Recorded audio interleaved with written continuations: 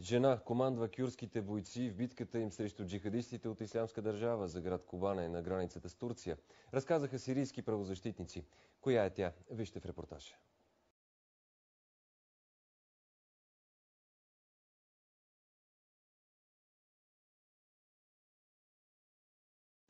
Наричат я Нарин Африн. Това е бойното име. Идва от името на родния Африн, крепост на кюрдите в сирийската провинция Алепо.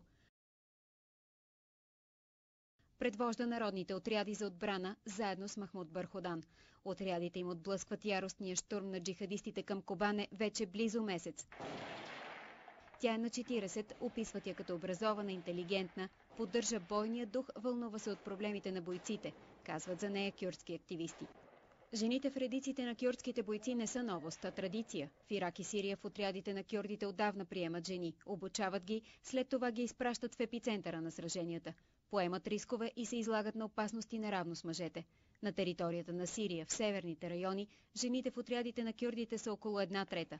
Те отдавна се сражават с джихадистите от Ислямска държава.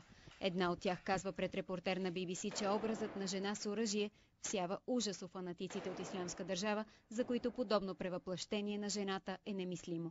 Преди седмица, на 5 октомври, жена на име Арин Миркан извърши самоубийствен атентат и уби десетки джихадисти в покрайнините на Кобане. Това беше първото съобщение за кюрдска жена камикадзе от началото на гражданската война в Сирия през март 2011.